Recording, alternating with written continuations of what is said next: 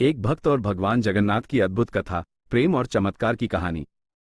पौराणिक पुरी नगरी में, जहां भगवान जगन्नाथ का विशाल और पावन धाम स्थित है, वहीं एक बहुत ही साधारण, अत्यंत गरीब परंतु निष्ठावान भक्त रहता था, जिसका नाम था माधव। माधव का हृदय भगवान जगन्नाथ के लिए अगाध प्रेम और भक्ति से भरा था। वो दिन रात भगवान के भजनों में लीन रहता, उनके नाम का जप करता और हर पल उन्हीं का ध्यान धरता।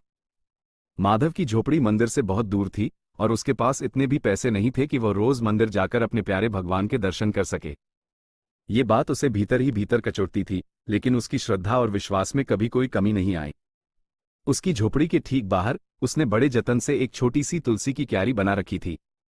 हर सुबह वो उस क्यारी को पवित्र जल से सींचता और अपने मन ही मन भगवान जगन्नाथ से बातें करता। हे मेरे प्रभु, मैं जानता हूं कि मैं आपकी भव्यता के सामने कुछ भी नहीं हूं। मेरा ये दीनहीन जीवन आपकी सेवा के योग्य नहीं। मैं आपके विशाल मंदिर तक भी नहीं आ पाता, लेकिन मेरे प्रभु, मेरा मन, मेरी आत्मा, मेरे रोम रोम में आप ही बसते हैं। कृपया मेरी इस छोटी सी भक्ति को, मेरे इस सच्चे प्रेम को स्वीकार करें। उसकी आंखों से अक्सर प्रेम के आंसू बह निकलते, जो उसकी निर्मल भक्ति का प्रमाण थे। एक दिन वह पावन अवसर आया जब पुरी में भगवान जगन्नाथ की वार्षिक रथ यात्रा निकाली गई। यह एक ऐसा अद्भुत पर्व था जहां लाखों करोड़ों भक्त देश विदेश से भगवान के रथ को खींचने के लिए एकत्रित होते थे। पूरा नगर जय जगन्नाथ के उद्घोष से गूंज रहा था। भगवान बलभद्र, देवी सुभद्रा और भगवान जगन्नाथ के विशाल रथ, जिन्हें भव्य रूप से सजाया गया था, मंदिर से बाहर निकाले गए। रथ यात्रा शुरू हुई। लाखों हाथों ने अपार शक्ति और भक्ति के साथ रस्सियों को खींचा। रथ धीरे धीरे आगे बढ़ना शुरू हुए, लेकिन तभी एक अद्भुत घटना घटी। भगवान जगन्नाथ का रथ थोड़ी दूर जाकर अचानक रुक गया। लाखों भक्त अपनी पूरी शक्ति लगा रहे थे, हाथी और घोड़े भी लगाए गए, लेकिन रथ एक इंच भी आगे नहीं बढ़ा, जैसे वह किसी अदृश्य शक्ति द्वारा जमीन में धंस गया हो। राजा, पुजारी और सभी गणमान्य व्यक्ति चिंतित हो गए। ऐसी घटना पहले कभी नहीं हुई थी। उन्होंने भगवान से प्रार्थनाएं की, बड़े बड़े यज्ञ किए, विद्वानों ने मंत्रोच्चारण किया, लेकिन सब व्यर्थ था। रथ टस से मज नहीं हुआ। रात गहरी होती जा रही थी। सभी लोग हताश हो रहे थे। तभी मंदिर के मुख्य पुजारी को एक दिव्य स्वप्न आया। स्वयं भगवान जगन्नाथ उनके स्वप्न में प्रकट हुए और अत्यंत मधुर वाणी में बोले, हे मेरे प्रिय पुजारी, मेरा रथ तब तक आगे नहीं बढ़ेगा जब तक मेरा सच्चा और निष्ठावान भक्त, जिसका नाम माधव है, मुझे स्पर्श नहीं करता। वो मुझसे दूर अपनी झोपड़ी में मेरी बाट जोह रहा है। उसे बुलाओ और वही मेरे रथ को पुनः गति देगा। उसकी भक्ति में वो शक्ति है जो किसी और में नहीं। पुजारी प्रातःकाल होते ही हड़बड़ाते हुए जागे। उन्होंने तुरंत राजा को अपने स्वप्न के बारे में बताया। राजा भी आश्चर्यचकित थे। उन्होंने तुरंत अपने सबसे तेज और विश्वसनीय सैनिकों को आदेश दिया कि उस माधव नामक भक्त को पूरे नगर में खोजा जाए। सैनिकों ने दिन रात एक कर दिया। वे गली गली, घर घर, हर संभव स्थान पर माधव को खोजते रहे। अंत में एक छोटी सी टूटी फूटी झोपड़ी में उन्होंने माधव को पाया।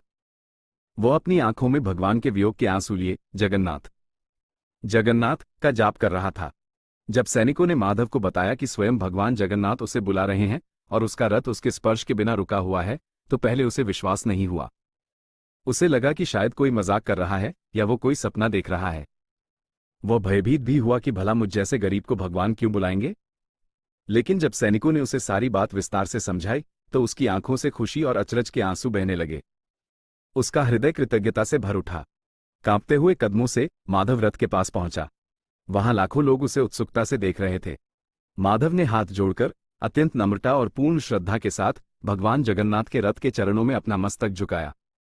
उसने धीरे से, प्रेम और विश्वास से ओतप्रोत होकर रथ के एक पहिए को छुआ और जय जगन्नाथ का एक धीमा सा लेकिन अत्यंत शक्तिशाली जयघोष किया। और यह क्या, जैसे ही माधव के निष्ठावान हाथों ने रथ को स्पर्श किया, रथ अपने आप आगे बढ़ने लगा, मानो भगवान स्वयं अपने उस प्रिय भक्त के स्पर्श का सदियों से इंतजार कर रहे हों। रथ बिना किसी बाधा के सहजता से आगे बढ़ने लगा। लाखों करोड़ों लोग जो इस अद्भुत चमत्कार के साक्षी बने थे, वे जय जगन्नाथ के उद्घोष से पूरे आकाश को गूंजा उठे।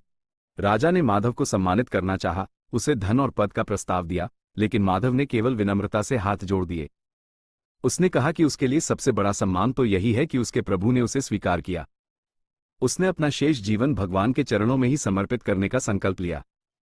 ये कहानी हमें सिखाती है कि भगवान के लिए धन, शक्ति या सामाजिक पद मायने नहीं रखते। उनके लिए मायने रखता है केवल एक सच्चा, निर्मल और प्रेम से भरा हृदय। भक्ति की शक्ति इतनी अद्भुत और प्रबल होती है कि वह स्वयं ब्रह्मांड के स्वामी भगवान को भी अपने भक्त के पास खींच लाती है। ये कहानी हमें बताती है कि सच्चा प्रेम और श्रद्धा किसी भी बाधा को पार कर सकती है और असंभव को भी संभव बना सकती है।